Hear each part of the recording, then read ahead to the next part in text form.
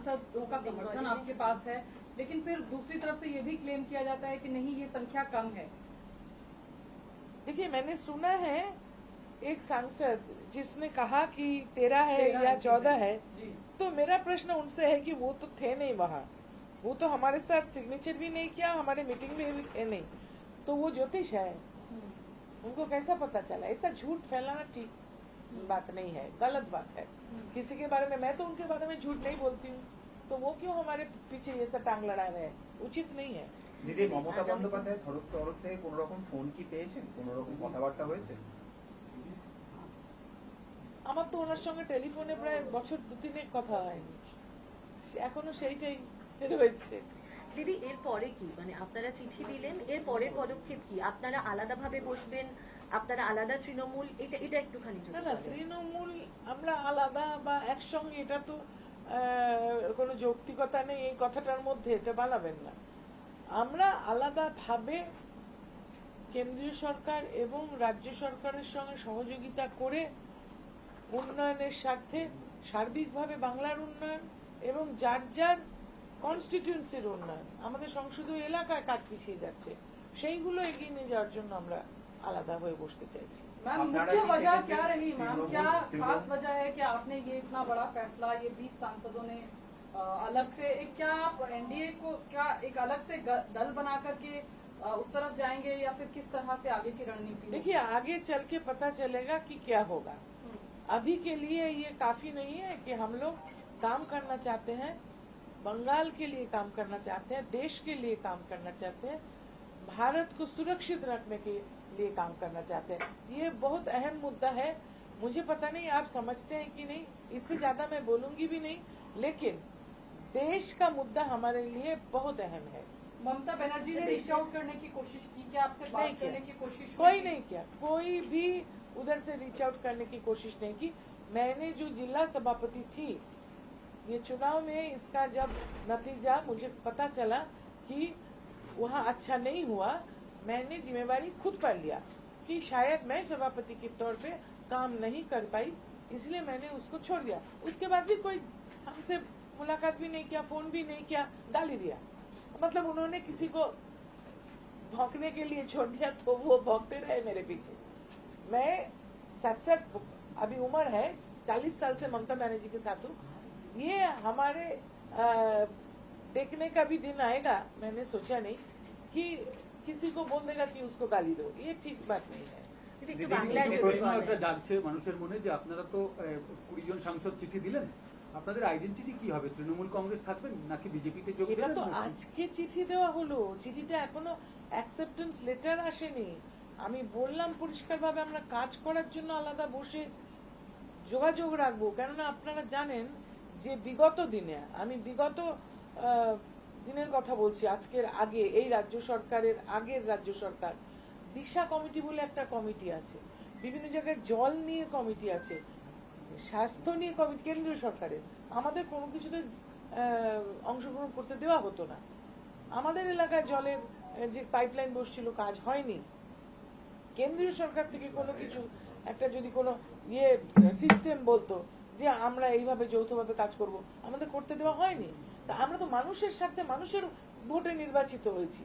আজকে একজন 3 ইঞ্চি সাংসদ বলছেন যে মানুষের ভোটে, আমাকে মনে করার চেষ্টা করছেন। আমি যখন প্রথম নির্বাচনে লড়েছি 96 সালে, তখন উনি বোধহয় জন্মাননি। এতটা আস্পর্ধা হয় কি করে যে একজন বয়োজ্যেষ্ঠ মানুষের পরিপক্কতা, অভিজ্ঞতা, তার রাজনৈতিক বিচক্ষণতাকে টুইটারে চ্যালেঞ্জ করছে? এটা ঠিক নয়। কিন্তু রাজনীতিতে মানুষ বুদ্ধি নিয়ে কাজ করে, বিবেচনা নিয়ে কাজ করে, জাতীয়তা বোধ নিয়ে কাজ করে। আমি এই জাতীয়তা বোধ এবং জাতীয় সুরক্ষা বারবার বলছি, মাথায় রাখবেন। আমাদের কিন্তু এটা দেখে কাজ করা উচিত। এবং তাদের কাছে প্রশ্ন, তোমরা কি এটা সম্বন্ধে কিছু জানো? তোমরা কি জানো যে ভারতবর্ষকে সুরক্ষিত রাখতে গেলে কোন পদক্ষেপটা নিতে হবে? হয়তো আমি নিজের জীবনকে বিপন্ন করছি, কিন্তু আমি মনে করছি সেটা বৃহত্তর স্বার্থে। দিদি, অভিষেক বন্দ্যোপাধ্যায় কি তাহলে আপনাদের আর লোকসভার দলনেতা রইলেন না? আমি তো বলতে পারবো না আইনটা কি আছে। আমাদের এখনো লোকসভার তো যা আছে তাতে উনি আছেন বলে আমি জানি। এবং আমরা যে চিঠিটা দিয়েছি সেটা আমাদের যে চিন্তাধারা, আমাদের যে কর্মকুশলতা, আমাদের যে আকাঙ্ক্ষা মানুষের কাজ করার, বাংলার উন্নয়ন করার। বিগত 30-40 বছরে বাংলা ক্রমে পিছিয়ে গেছে। বাংলাতে কোনো ইন্ডাস্ট্রি হয়নি, মানে আপনারা যদি ভালোভাবে নজর করেন তাহলে দেখবেন যে বৃহৎ পুঁজি ঢোকেনি বাংলায়। বাংলাতে অর্থনীতি ক্রমে পিছিয়ে পড়ছে। 1,500 টাকা মাসে কাউকে হাতে দিলে তাকে কিন্তু সারা মাসের জন্য বা সারা জীবনের জন্য স্বনির্ভর করা হয় না। স্বনির্ভর করতে গেলে শিক্ষা, স্বাস্থ্য এবং তাকে হাতের যে কর্মকুশলতা সেই দিকে এগিয়ে নিয়ে যেতে হয়। সেটা কিন্তু বাংলায় হয়নি। 3-4 দশক ধরে বাংলা সেইভাবে পিছিয়ে আছে। এবং যদি মনে করেন শিল্পায়ন এতটাই পিছিয়ে আছে যে বাংলার থেকে লক্ষ লক্ষ শ্রমজীবী মানুষ অন্য রাজ্যে যাচ্ছে কাজ করতে। এটা তো এক্সপেক্টেড নয়। আমরা তো চাই বাংলার যুবক যুবতীরা চাকরি পাক, শিক্ষায় অগ্রগতি হোক। কেননা বাংলা একসময় পূর্বা ছিল, বাংলা একসময় ভারতবর্ষের রাজধানী ছিল কলকাতা। এবং সেখানে আপনারা এখনো ব্রাহ্মণ রোডে গিয়ে যদি হাঁটেন, এক একটা বাড়ির গায়ে কোম্পানির নাম লেখা আছে, এক একটা বাড়ির গায়ে মানে জাহাজ শিল্প, তারপরে আমাদের স্টিল, বিভিন্ন শিল্প পশ্চিমবাংলা থেকে ক্রমে ক্রমে চলে গেছে।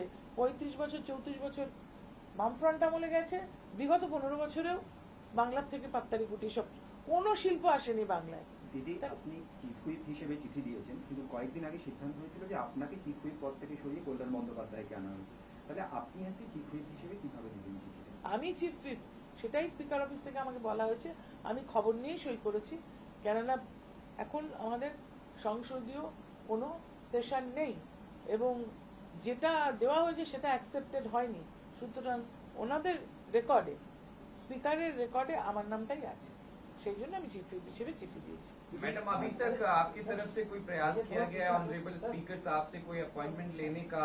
ऑफिशियली उन्होंने कोई टाइम दिया है आपको मिलने हमने के चिट्ठी लिए? दिया, उनका जब वक्त होगा तो वो खुद अब हमें बुलाएंगे। क्या मैम अभिषेक बनर्जी की स्टाइल ऑफ फंक्शनिंग से भी नाराजगी थी?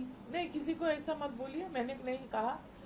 मैंने कहा कि हमारे जो केंद्र है हम सभी का, 20 सांसदों का लोकसभा में, वहाँ हम काम नहीं कर पा रहे थे। मैंने ये भी बताया, बांग्ला में शायद आपको समझ में नहीं आया, कि केंद्रीय सरकार का कोई कोई स्कीम्स वहाँ देश में लागू हुआ, बंगाल में नहीं लागू हुआ। तो हमें तो काम करना है, जो हमें मतदाता जिताया उनके लिए वो स्कीम्स वहाँ ले जाना है। तो मैं किसी एक के लिए नहीं बोलूंगी। हाँ, वो तो है, इसीलिए हमको तो काम करना है। सब जो मतदाता को मदद मिला, जिसका मतदान हमें जिताया, उन्हें हमको साथ लेके चलना पड़ेगा। तो हम किसी एक के लिए नहीं बोलेंगे। क्यों बोलेंगे एक के लिए? जो काम किया है वो उनका जो केंद्र है उसके लोग सोचेंगे। मैम उधर से ये भी कहा जा रहा है कि इंटिमिडेशन है, थ्रेटनिंग है, केसेस है, गलत बात प्रलोभन है, इस वजह गलत से लोग बात जा है, रहे हैं। गलत बात है। कोई इंटिमिडेशन नहीं है। आप तो देख रहे हैं मैं अकेले बैठी हूँ, कहाँ इंटिमिडेशन है? गलत बात है। कोई बोलता है, जैसे एक सांसद ने कहा कि 13 सांसद है, तो गलत बात है। उनको कैसे पता 13 है? हम 20 बैठ के सिग्नेचर किया। 20 का दावा किया जा रहा है, लेकिन शताब्दी रॉय के यहाँ पर 9 से 10 सांसद पहुंचे हैं। शताब्दी रोड के वहाँ कोई मीटिंग नहीं था। हमारे यहाँ तो कोई भी नहीं है, मैं अकेली हूँ। क्या फजूल बातें कर रहे हैं? मैं तो अकेली बैठी हूँ यहाँ। আপনাকে যেহেতু আপনাকে আপনি তৃণমূলের সঙ্গে দূরত্ব বজায় রাখছেন, আপনাকে বিশ্বাসঘাতক বলা হচ্ছে এবং একটা প্রশ্ন উঠছে যে যদি তৃণমূল রাজ্যে জিততো এবারে ভোটে, তাহলে কি আপনারা এই সিদ্ধান্ত নিতেন? কে বিশ্বাসঘাতক বলছে জানি না, বললে ভালো তো জানতে পারতাম। কেননা আপনি আমায় বাধ্য করলেন। আমি যদিও পাস্টের কথা বলতে চাইনি, যে আমি 40-42 বছর মমতা ব্যানার্জির সঙ্গে আছি। আমি প্রথম নির্বাচনে লড়াই করেছি ওনারই দেওয়া টিকিট 96 সালে। বুদ্ধবাবু ছিলেন আমাদের মুখ্যমন্ত্রী, বুদ্ধদেব ভট্টাচার্য, তার বিরুদ্ধে রাত্রির বেলা বন্দুক দেখিয়ে আমাদেরকে ছিটকালিকাপুরে আটকে রাখা হয়েছিল। তারপরে 98 সালে দল তৈরি হওয়ার পরে প্রথম আমি ওনারই দেওয়া টিকিটে জোড়াফুল প্রতীক চিহ্নে ডায়মন্ড হারবারে লড়াই করেছি। 99 সালে হাওড়ায় লড়াই করেছি। 2001-এ বালিগঞ্জ বিধানসভায় লড়াই করেছি। আমি লড়তে লড়তে এখানে এসেছি, মার খেতে খেতে এখানে এসেছি। রাস্তায় ফেলে পুলিশ মেরেছে সিপিএম এর আমলে। সিঙ্গুর আন্দোলনে ওখানে রাত্রির বেলা ভিতরে ঢুকে ঢুকে যারা আহত হতেন পুলিশের মারে, তাদের চিকিৎসা করেছি। এখনো এখানে অনেক সংবাদ মাধ্যমের মানুষ, অনেক রাজনৈতিক কর্মী জীবিত আছেন যারা তার প্রত্যক্ষদর্শী। নন্দীগ্রামে নিজে জিনিসপত্র ডাক্তারিতে যা লাগে নিয়ে গিয়ে রাত্রির বেলা লোকের বাড়িতে ঢুকে গুলিবার করে সেলাই করেছি, গুলিবার করে সেলাই করেছি। আমি মানুষের চিকিৎসা করেছি, হাজার হাজার টাকার ওষুধ গাড়ির ডিকিতে নিয়ে গিয়ে আমি মানুষকে ওখানে নন্দীগ্রামে চিকিৎসা করেছি, গড়বেতাতে গিয়ে চিকিৎসা করেছি, লালগড়ে গিয়ে চিকিৎসা করেছি নিজের কষ্টার্জিত উপার্জন দিয়ে। তখন এরা কোথায় ছিলেন যে বলছেন বিশ্বাসঘাতক? তখন জন্মায় হয়নি বোধহয় তখন। এরা তো সুখের পায়রা, এরা তো 2011 পরে এসেছে, আর আমি তো 84 साल থেকে আছি। मैं 84 से ममता बनर्जी के साथ हूँ और 96 से लेकर 2001 तक 2005 में काउंसिलर इलेक्शन में मुझे लड़ाया, मैं लड़ गई। और किसके खिलाफ लड़ी? वहां तब बामफ्रंट थे, कहीं चीफ मिनिस्टर के खिलाफ, कहीं चीफ विप के खिलाफ, कहीं मेयर के खिलाफ। मैं तो लड़ते लड़ते यहाँ आई हूँ। मेरे, आप जानते कि नहीं है मुझे पता नहीं, मेरे मामा जी, खुद का मामा, ये 5 दफे का सांसद थे, 5 या 7 दफे राज्यसभा लोकसभा मिलाकर कम्युनिस्ट लीडर थे। और मेरे जेठ जी पश्चिम बंगाल में मंत्री रह चुके। मेरा दादाजी फ्रीडम फाइटर थे, स्वतंत्रता सेनानी। मेरा पिताजी भी लड़ते लड़ते मरे। मैं उस फैमिली से हूँ। मेरा सर कटेगा लेकिन झुकेगा नहीं। मैं बहुत सह लिया। ऐसा जो विश्वासघात बोलता है उनको ये याद रखना चाहिए कि मैं 2011 में ममता बनर्जी मुख्यमंत्री बनने का बाद यहाँ नहीं आई। मैं 40 साल से यहाँ लड़ रही हूँ। और मैं जैसे कहा, ये लोग का बात को मुझे कुछ असर नहीं होता मुझ पर।